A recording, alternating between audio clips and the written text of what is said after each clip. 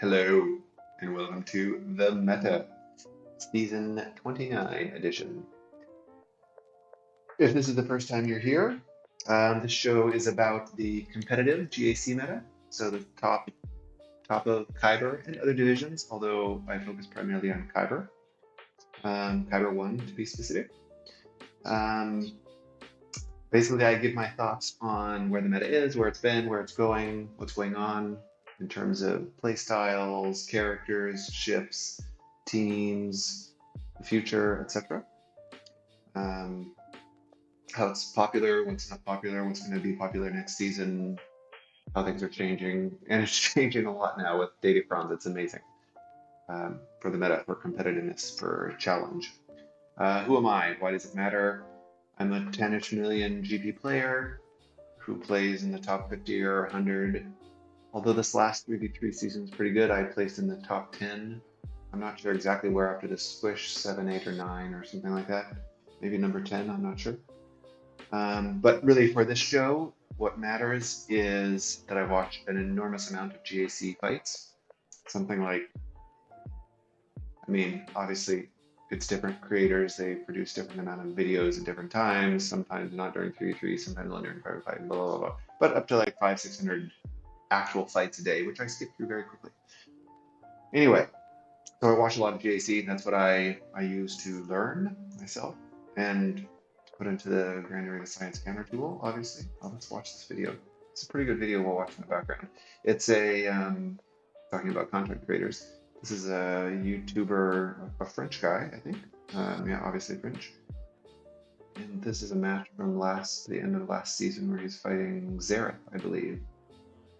Yeah, it's a good match. Anyway, let's move on into what is going on right now.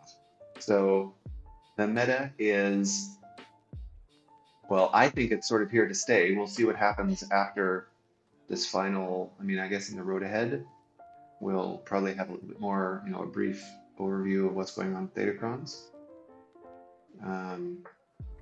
But assuming it stays the same way it is now, where you get a new datacron set every month, and they're roughly some power level relative to set 1, 2, or 3. I would say somewhere in between 2 and 3, or closer to 3 is probably where we'll get it. Although personally, I think 3 is actually far more powerful than 2 in some ways. Contrary to what many people think, they think that 3 is not that powerful. Or they've said 2 is way more powerful than 3. Anyway, we'll talk about that in a little bit. And one of the biggest things I think we've seen through this evolution of datacrons and how it affects GAC is that play styles are,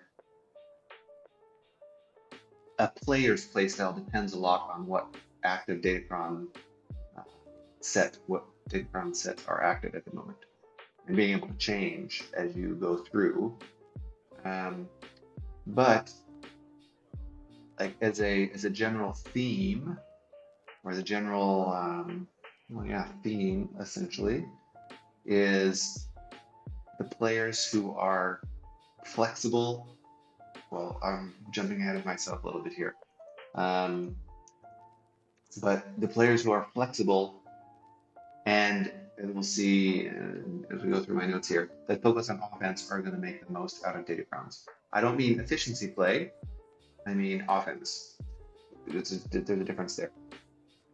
So let's go and talk a little bit about that. Oh yeah, the main point of this, we'll talk through this a little bit in the, I would say the intro, but my intro lasts for like half an hour. I'll try not to make it so long this episode. Over an hour last time, it's a bit long. Anyway, one of the main things that datacrons have brought is that if you have more time to spend learning them or researching them or testing them in arena, which is nice, we can do that now, even if we can't test omicrons, which makes it a little annoying, but whatever. If you have time to test everything, you'll have a great advantage. You can understand more what they do on defense and on offense. But with 3 different possible active sets of datacrons at any one time, and 3v3 and 5v5 being the datacrons apply the same to 3v3 or 5v5. So like for instance, for set 2, last month's set, they'll appear in 3v3 twice and only once in 5v5. whereas set 1 and set 3, the odd numbered ones, appear in set 5 twice, or 5v5 twice, and 3v3 once.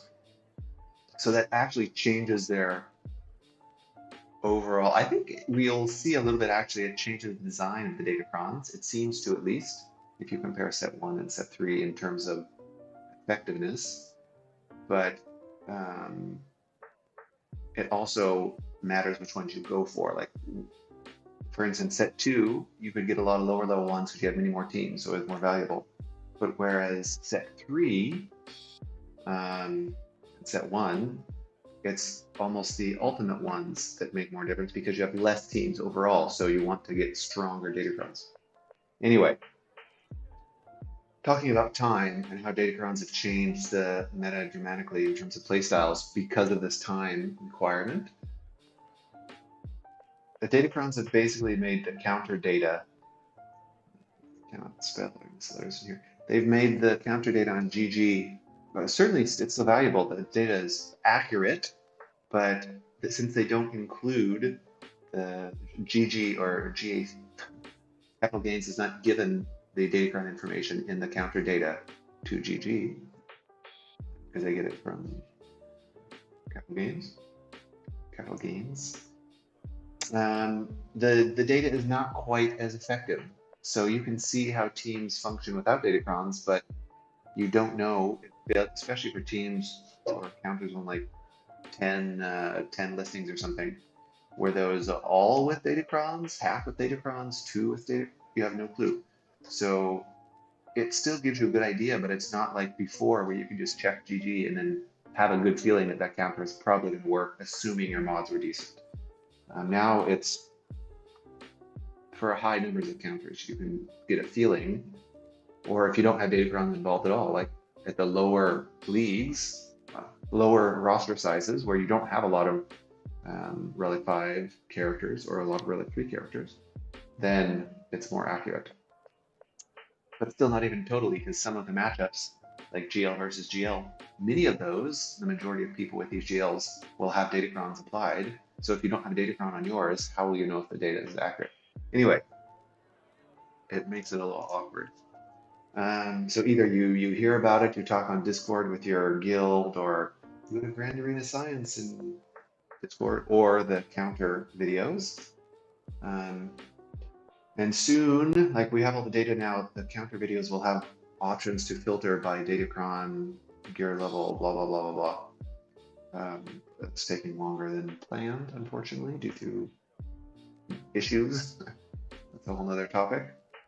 Anyway, there's not many places to find datacron information for counters, so it's complicated. So either you have to think through it, like theory craft it a bit or test it in arena, but all of this takes time. And I don't know about you, but I don't have the available time. Like my free time for this game did not change since datacrons came out. You know, before datacrons, I would need maybe 15, 20, 25 minutes for each match. That would be my preparation time. I would do a little bit of like separate preparation at the beginning of each week, you know, like to slice my mods and maybe move teams around a little bit. But in general, I don't prepare a lot for Grand Arena. I take more care during actual fighting. Like I think a lot about which counters I'm going to use, or do research, or think of the videos that I've seen, or look at the Grand Arena Science counters tool. But I don't do a lot of preparation. Like I don't spend hours poring over my defense and switching this here and there. For me, I don't really have the time, honestly, and I like more the fighting part of it rather than the planning part of it. Like I like to plan for my offense more than I like to plan for my defense. Or if I plan for my defense, it's for like a season, for a 5v5 season, I'll plan my defense, but not for an individual match, if that makes sense. I'm really about trying to maximize the time I spent on the game, which is already largish. I mean, probably, yeah, an hour a day, I guess, at least I spend on the game. Nah. Well, it depends on what's going on with Conquest, probably an hour a day. Anyway, for GAC, I don't really have that much time to spend on the planning ahead of time for each match, for each opponent. So I'd spend 20 minutes a match or so. Although I would change my defense around a little bit. I would look at GAC history on for each opponent and see where they failed and try and put a team that they have a hard time against, roughly. I mean, it's a little bit different at the high roster sizes because every opponent usually has every team. So I usually have some advantage in terms of Omicrons because I have most of my Omicrons in GAC Omicrons. So that usually gives me some sort of advantage. But besides that, it would be based upon what the opponent fails against. But now I don't do that at all. I keep in the exact same, for the 3v3 season, each of the weeks, I had a different defense, minorly different, but different still. But I didn't change it all week. Like for 3 matches in a row, I'd have the exact same defense. I just don't have time to plan something more. So yeah, datacrons basically add a huge amount of complexity. I can't increase my free time. I think most competitive players, or most players really, competitive or not, don't suddenly have more time just because datacrons are around. So I believe that is why offense is here. All offense, all the time. I would like to say that people are finally listening to me and that my encouragement of the offensive playstyle to save time, have more fun, and do better. Really, I think you can do better in general with a better offense versus a better defense. But of course, everybody has a better offense than sort of an arms race, but I think still it's a better arms race than comparing who has the toughest defense. And in general, I think the offensive players will always win out over the defensive players, assuming equal level of skill and roster and stuff like that. Although defensive players, I think, need more time. Like it takes them longer to pick apart defenses because they're usually not depending on one-shotting everything on the board. Anyway, I think really the real reason that people have shifted more towards offense is because they have no choice. Like, do you have time to figure out every single option for defense? No. Put things, datacrons you don't understand but you know are good on defense. Keep the other ones you know are good on offense, especially with GLs, where datacrons don't really mean as much. Like, most GLs can beat most non-GL, totally maxed out datacron, omicron teams. So why not do that and put your strong datacrons that aren't for GLs on defense and like reduce the amount of RNG you have to worry about, maximize your banners, and leave it less prone to mistakes. Like in general, that will get you more banners and more consistent wins and more crystals, and I think more fun. So there, with all that said though, there are still tons of people that make mistakes.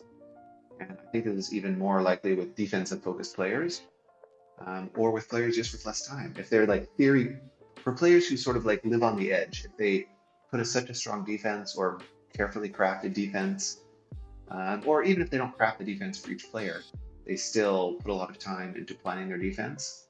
They leave themselves a very limited offensive margin of error. And because the datacrons are, even if you fought a datacron with the same level 3, level 6, level 9s, the passive stats are going to be way, way different. You could have crit damage, physical offense, and now with this new set, armor, resistance. So because of all these variables that go into each datacron and each team and how they amplify mods in each team,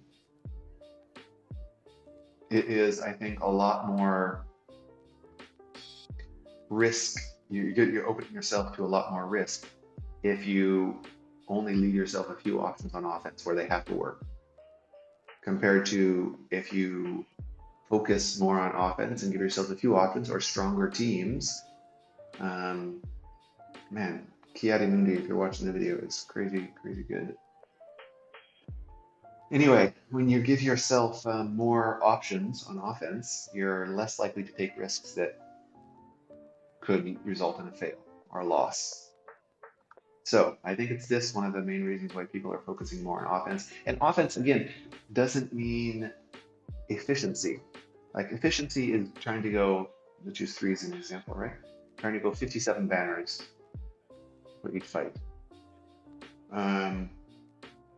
Especially with datacrons, that's very difficult. Even if you use a counter that's like 99% success rate, and you've done it 10 times before, even with GLs, with the way that datacrons work, and some of the omicrons, the tougher teams, like JKL, the Shaq JKL GK team with the 100% damage level 6 and the bonus turns for JKL. There's plenty of GLs that can beat this team. You can also lose with some GLs. It's an amazing team in 33. But even ones that win, you're like Lord Vader is one of the better counters. I mean, JMK Cat, of course, but Lord Vader is a great counter, but you're probably going to lose both of your side characters. It's crazy. So you're not going to get your banners, but even it's a safe counter. So that's what I'm saying. This offense playstyle I'm talking about is not actually an efficiency playstyle. It is focused more on one-shotting as much as possible, obviously. Like a good defense will still, or a lot of datacrons in defense, will still leave you some challenging fights. You have to think about them or try something risky. But the goal is really to try and one-shot everything, especially in 3s. We'll see how it is now in 5s, where people with large rosters in 5s will effectively have a datacron for every single offense and defensive teams, now that we have 3 sets. So that's going to make it pretty interesting. So I think there's no question that, to sum up my theme for this episode, I think there is no question that the offensive meta has arrived, simply because of the amount of time it takes to craft a very careful defense for each opponent, or to constantly change it or customize it or whatever. So that's very, if you choose to go down this route, if you don't have new vast amounts of available time, and you're trying to limit your time spent on the game, or not limit, but like not spend more time than you have been in the past, I think offense is by far the most effective way to do it, and still give yourself a chance to win. Although it does change up a little bit, like modern requirements, like territory war modding, which many people use for GAC, is not really focused on offense as much, because the team compositions are so different. Like, let's say 80% of it is overlap, but 20% of it is not. So that does change about how you use some of the teams, but most of it is relatively the same. So let's go look at playstyle and teams.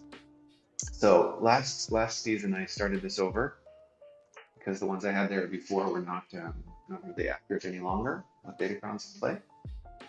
I'm going to change it more structurally, and I'm going to provide more descriptions next season. But for this season, now that I'm waiting one more season, because I want to see how it works with 3 datacron sets active at the same time. There are basically 2 playstyles. I mean, I'm being a little bit facetious here, but there's just 2 playstyles. Either you pay attention to datacrons, or you don't. Yes, this is a bit of an exaggeration. You can definitely go in the middle. Like, the majority of players don't have a lot of data. Like, if you look at the 500,000 people who play GAC, probably half of them do not have datacrons, and another like 80% in total, 400,000 of those players probably can only use up to 5 datacrons-ish, So this is very much at the top end, at the competitive level, but a lot of people at the competitive level, I think they just copy the datacrons that their guild tells them to go after and put them on the team their guild says, but they don't really think very much about what those datacrons do. and how they could be used. Yeah, it's a lot of players with datacrons don't actually pay attention to datacrons. And this is where most of the failures that I see happen. Many of the streamers actually will use a counter that if they would spend, I'm not trying to badmouth any of the streamers. It just seems like they're thinking of the counter prior to datacrons, or they're not remembering what the datacron actually does and thinking about the character's abilities. Actually, pause this for a second.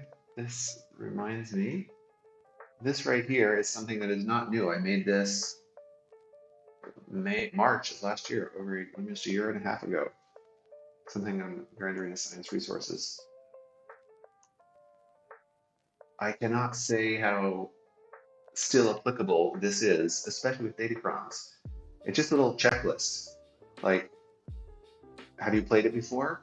Do you know how the fight's going to happen? Do you know like the sequence of moves, which character is going to do what they're going to do on those moves? Like, what is the AI going to do, and what are you going to do? The mods should probably be like mods and datacrons, whatever, And then look at your notes from last time. It's like super simple.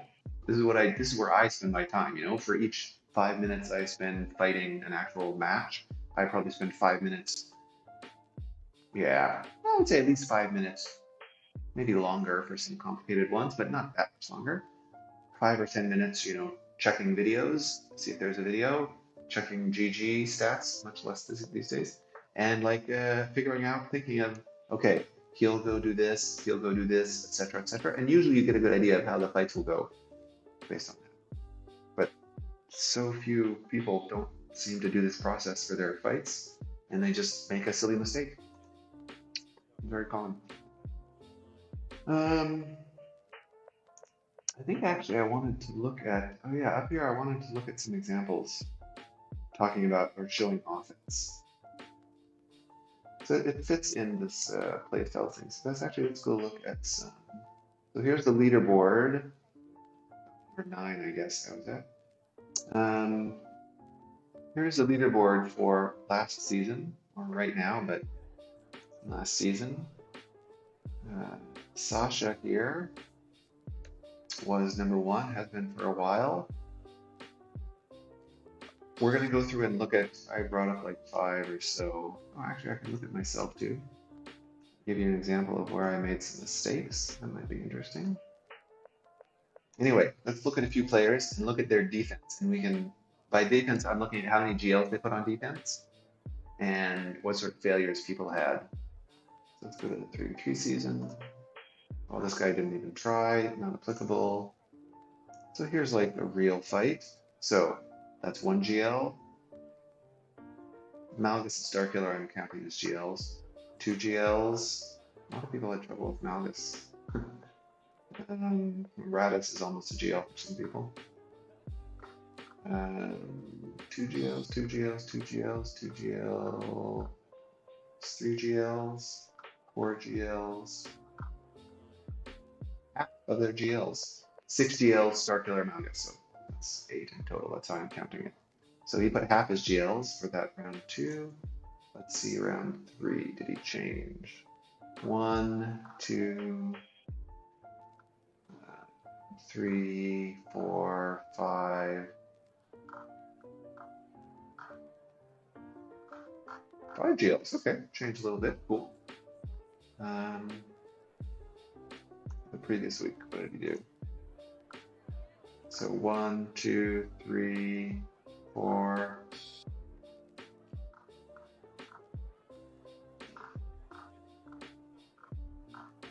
Four GLs. Look at how many people having problems with JKL. That's crazy.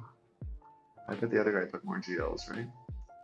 What are you fighting? Oh, Northern Border, yeah, that's a strong defense. The Northern Border puts 1, 2. I don't know.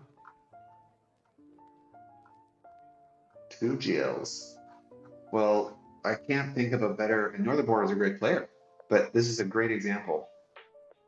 He has more GLs on offense than the other guy, and Sasha does on defense, and still lost by a large margin, could barely clear his full board.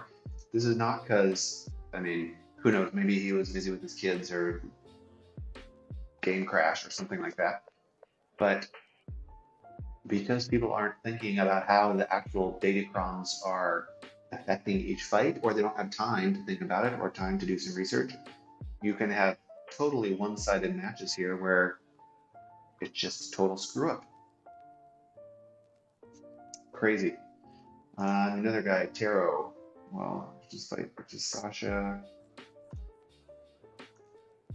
So let's see how many defense. March is a good player. 1 GL, 2 GL.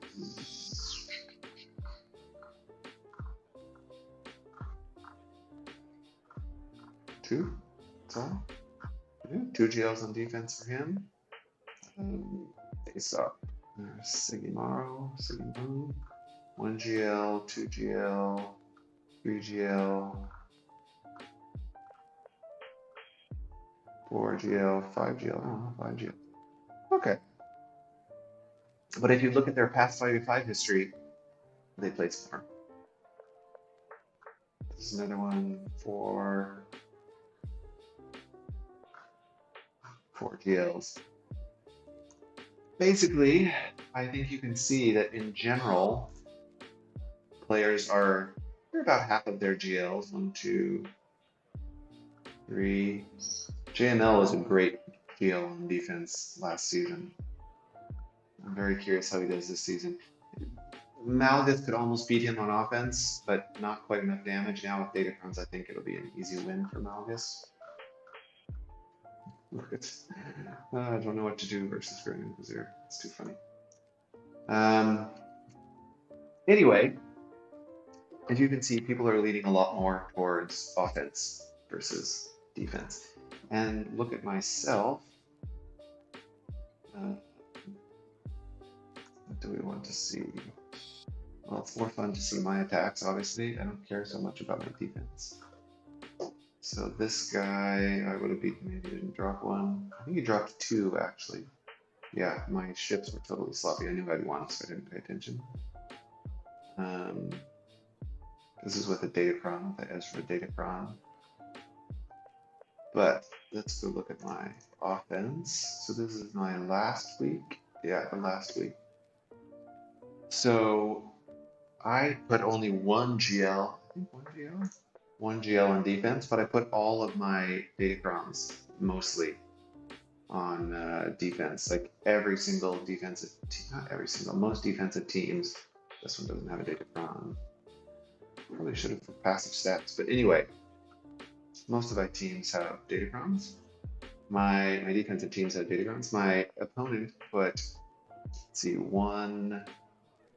How many GLs? 2.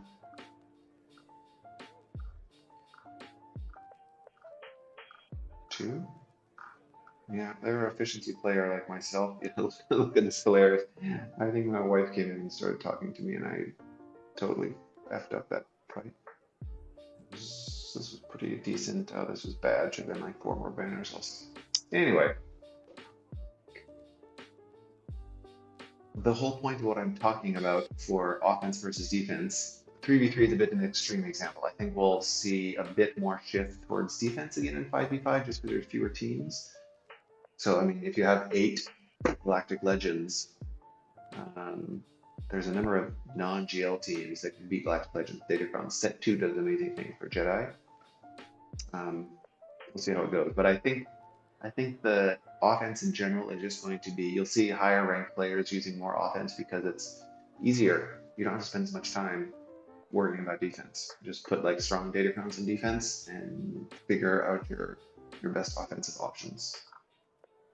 So like offensive Wampa versus Starkiller, pretty easy.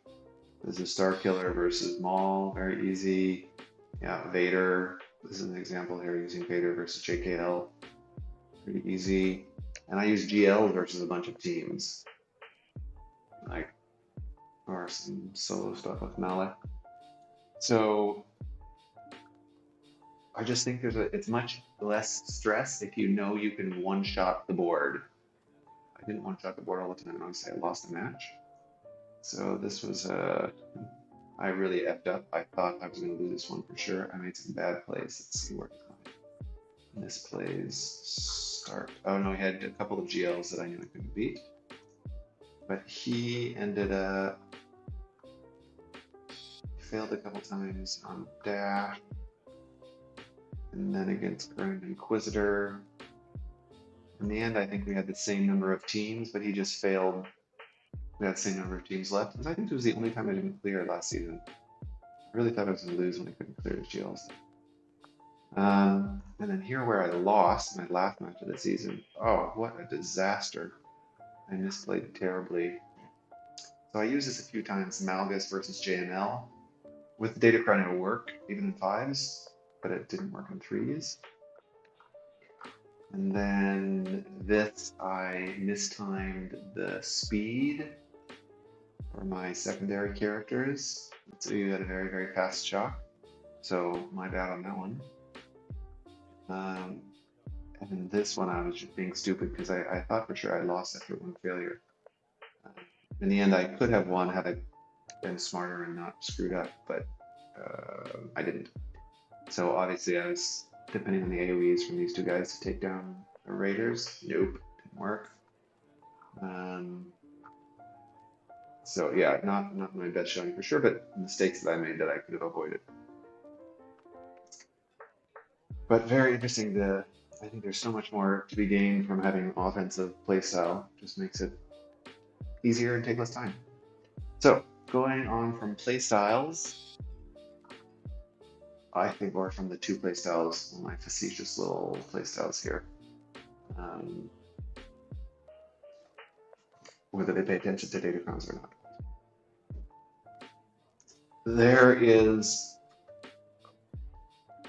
like a central point with playstyles now and how people treat their datacrons. So there is a lot of theory crafting, especially in 3s with datacrons. I mean, there's the popular ones like JKL and Ray and stuff that people know about and use frequently, but there's a lot of other ones, you know, like Wedge, but it's a little bit different.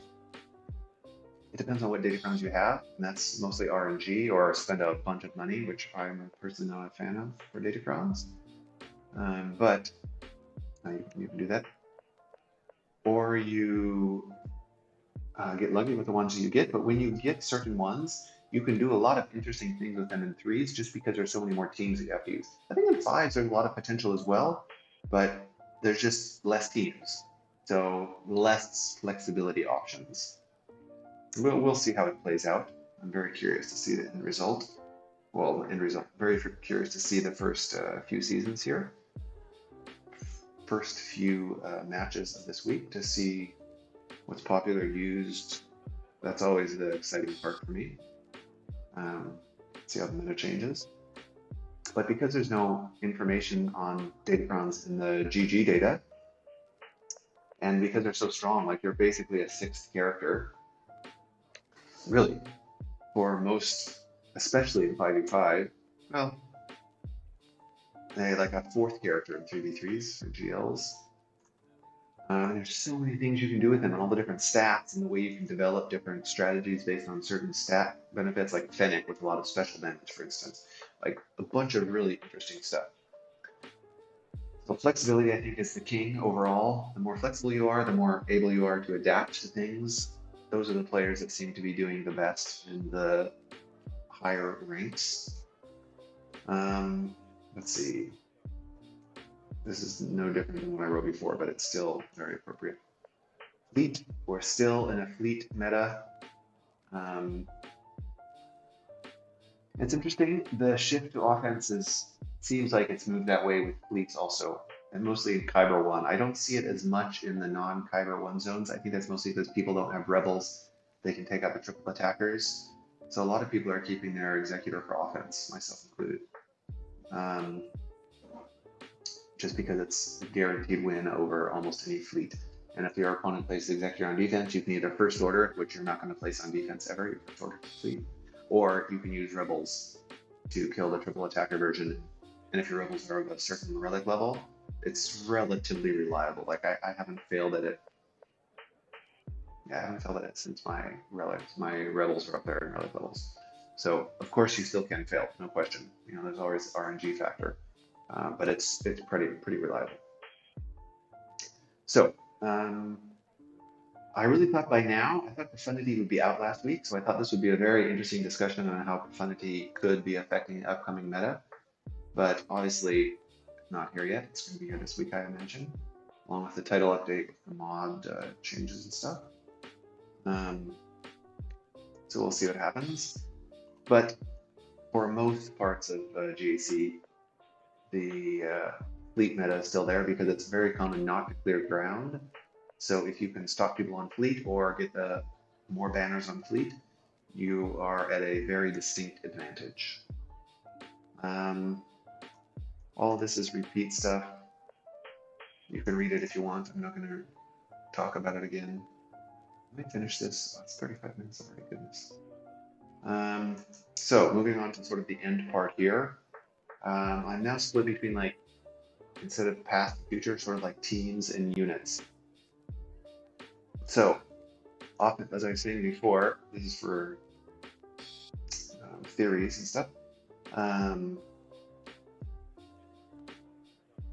Offense is here to stay, not efficiency necessarily. Plenty of offensive players don't play efficiency. In the current structure, I don't really play for efficiency either. I mean, yeah, I'd like to, but I focus on one-shotting everything. Maybe efficiency is more in 5v5, but in 3v3, just one-shotting everything is the goal. With 3 data sets here, it's going to be fascinating. And what a lot of people are, this is where I think people who make amazing defenses spend a lot of time thinking about the value of individual teams. Like, for instance, the way that I play in 5v5s, I don't care about a Fennec counter to Lord Vader. I will keep all, or I mean, I'll set 1, 2, or 3 GLs on defense in 5v5 because there's plenty of teams that aren't GLs that can beat GL teams with the data sets we have now, the datacrons we have now. But an off-tier counter like Fennec versus Lord Vader, I don't go near that. I don't care about spending the time to get a very specialized mod set and datacron set up for Fennec. And if my opponent places Lord Vader on defense because they see that I don't use Fennec, I'll just use SLKR that beats Lord Vader all the time. I'll save my Fennec for another team, another comp. I won't waste the resources in trying to roll this perfect datacron. And I'll have more other datacrons.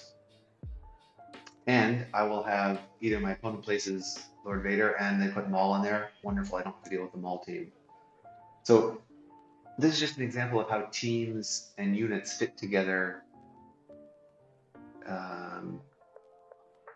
they can fit together in ways that are not readily apparent, and it can be very powerful. Let's look at rebels, right? So CLS and Wedge both have datacrons. In 3s, it's much easier to split those up and to put Wedge in his team with Han Chewie and CLS in a team with, you know, C3PO, 2PO, or whatever. Got killed all the time by Iden, but still a good team. But in 5s, most people are, not most, a lot, probably most, they won't have both datacrons, you know, or if they do, they'll keep the CLS team together and put, you know, Wedge, maybe in Mon Mothma, you could use there, you don't have Mon Mothma datacron. Or you could, like, use the traditional CLS team, but have Wedge as the leader with the Wedge datacron, and then, like, put CLS in a, like an Admiral Akbar Leia team. There's a lot of Omicrons that you're talking about. But anyway, I'm just saying there's lots of interesting little ways when you have so many more units available in 5s to make some creative datacron stuff, and that changes a lot how the overall landscape is in the 5v5 meta with 3 datacron sets up here. Like, the way that different teams interact is fascinating. A lot of potential. And this is a good thing to do on defense too, by the way. I would say I wouldn't want to try these I personally at least wouldn't want to try all these new testing things on offense because I like my offense to be very reliable. I like to know that's going to succeed, or there's not. Well, if this the third turn happens and they don't, they it's 1 in 5 chance they don't target the same character. Anyway, I don't like that. I don't like RNG on offense, so I won't be doing these testing DC things on offense. But I think it's awesome to do on defense, and it makes it more complicated for your opponent. They have to think more, and they're the ones that have to try and figure out something clever and crafty. So for me, that's what I prefer. Um, I actually really am liking the 3 season and 3 weeks season instead of 4 weeks season as well. I think it's like less stressful, less time. Well, you effectively have 25% less fights every month. I like that it's every month it's sort of the same rhythm. I think it's pretty nice. Meta, how does it affect the meta? Things don't don't get refined quite as much, especially with datacrons. Like first week, everyone's testing stuff out. Second week, okay, there are 2 things that are set in stone. People are going to use those. Sort of happens the first week also, but like in general, because the data is out, the GAC data is out. GG after the second week, or on the start of the second week. And then the third week, people are like, okay, this I know is going to work. I'm going to use this way. Maybe they'll try out a few different things. Then that's over. So I think it's more interesting from a meta perspective, and for people who enjoy like creativity and uh, figuring things out, the 3 weeks makes that a lot more exciting, I believe. So going on to individual characters, Treya is amazing, very powerful in 3s, no datacron, don't need one. Some fascinating datacrons for her for banners, especially with this new set, like recover protection when opponent recovers health. That's pretty awesome. Or apply debuff with Darth Nihilus' passive there. Amazing, like some cool datacrons for her finally. But really a great character and great team in 3s and 5s. Malgus versus Gas was, most people put him on defense. I think it's a pretty good call for most people. I used him on offense all the time because I knew he was easy to beat on defense. Like Gas can beat half of the versions. If you put a non-gasable version, then you have to use a GL. But it's sort of like what everybody expects, so it's easier to do something that people don't expect, I think. There's like, I don't know, the first week or the first day of the first week that Malgus was live, there was probably like 30 videos that you could go find how to counter everything. So why do that? I mean, when you're playing against good players, you can assume that they're going to be doing that. So do something that doesn't make it easy for them.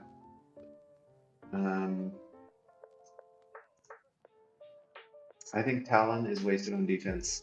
I see people putting her on defense so many times. Well, like here, in 3s, maybe a little bit more interesting, but in most setups, especially in 5s, the way people are thinking of using her, putting her with Darth Malgus, everybody kills Darth Malgus last. How does Talon change that effect?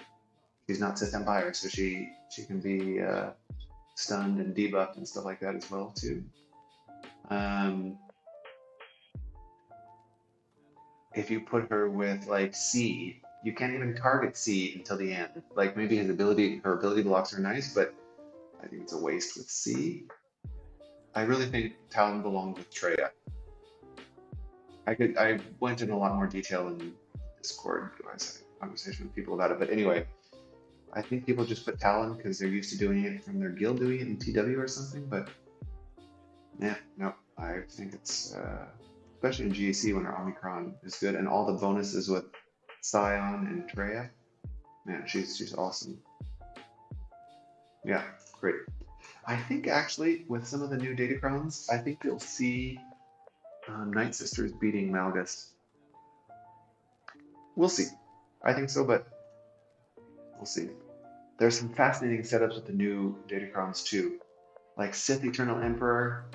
Man, I really want to talk about datacrons more. There's a lot of other people with good videos about that, though. This is not a datacron specific show, as much as I might find it interesting. I just think that there's a lot of. I think set 3 is the coolest set, the potentially most flexibly powerful set we've had so far. Set 1 gave us Ray and JMK. JMK didn't do much to impact the matchups, made it harder for off-tier counters to beat him, like you couldn't use bounty hunters to snipe anymore. But whatever, didn't do much. Great, not hugely impactful. Ray really did amazing stuff, or datacron, in set 1 I'm talking. Inquisitor 1 is nice, but not amazing. But that's basically like there's Ray. Set 2 was about high damage Jedi, mostly JKL and JML. In 5, they'll be on the same team a lot. A lot they won't also. I mean, I think they're better when they're split up, but that's what set 2 is about. And the turn meter, but turn meter I didn't find much of an issue in set 2. I think it was mostly post that was the issue when combined with Jedi and the 100% damage mechanic. But set 3, you have a couple of amazing, you have 2 at least, sort of 3 Sith Eternal level 9s that are great, and 1 for defense and 2 flexibly on offense. Well, one of the other ones could be on defense too. There's 2 Mandalorian ones, BAM ones, that are amazing. I think the Mother Talzin ones, 2 of those look really interesting. Obviously Malgus, 2 Malgus ones. Most people are going to go for 1. Bo-Katan is not bad. Like, you can change what they're able to counter with more than half of the level 9 datacrons, which is the best out of any set we've had so far. The lower level stats are much less powerful relatively. It's more how they fit with the higher level stats. I feel that set 2 to some extent, although not quite as clearly defined design-wise as set 3, but set 3, the level 3, level 6, both tie together well, depending on which combinations you have, and they both, level 3 and 6, tie very strongly to like different flavors of the level 9s. The other sets were not nearly as intertwined, the different levels of mechanics, I felt. So I really think it's going to be an interesting set to see in effect. I think many people are looking just at the level 9s and not thinking about how it'll affect some of the teams that we'll start seeing here. I think it's going to be fascinating. I'm very excited about it myself. So what's going to be on the future? I sort of talked about some of the future now with the datacrons. The process of evaluating, yeah, that's what I was showing you before, this little thing. Nothing complicated, just think through the fight, plan the first few moves, look for a video. That's basically it. It saves you so much time. I think this process of evaluating each fight, which is what I just talked about, especially for datacrons, is separating the best players from those who are trying to be the best players. It does take a little bit of time, but if you focus mostly on offense rather than on defense, I think it'll be less time overall, and will potentially win you a lot of fights. Maybe not matches, your opponent might do the same thing, but fights, it's very important to think of how the actual fight goes, because it's sort of like this. It's not really rock, paper, scissors anymore. It's rock, paper, scissors, airplane, tank, carrier, stone, whatever. So it's not as 1, 2, 3 as it was prior to datacrons. It's 1, 2, 3, 4, 5, 6, 7. And you have to think of the passive stats of the datacron too. That's very important for, I think, especially for set 3. The armor is going to throw a lot of people off. They're going to be very surprised, like, oh, well, I'm used to my bounty hunters, massive Sith, killing something. No, if it's a tank, he's barely going to budge now. Even non-tanks with another 120% armor, you could get up to 300% armor. So that I think is going to be very, very interesting. We'll see how it goes. But in general, This last thing I think is so true, and it's awesome. I love GAC now. There's so much to do, a lot of flexibility, a lot of room for creativity to use so many parts of your roster. Relic levels obviously play a big role, so depends on what size your roster is and what datacron level 9s you have compared to what characters you have available. So that part is unfortunate for sure. So I'm curious what they do with the next road ahead, whatever State of the Galaxy. I don't remember which is next. Where they talk a bit how the first. Well, they might not talk about it until this set 3 is over. But anyway, hopefully they'll say something about the future of datacrons, with keeping everything the same or changing stuff. But there's never been so many ways you can win or lose in GAC, and I find that awesome. So, thank you for listening to another extremely long video. I hope you found it interesting, enjoyable. Good luck on your GAC. Join periods up. You'll see where your opponent is in 12 hours or so, something like that. So cheers, have fun in GAC, and thanks for watching.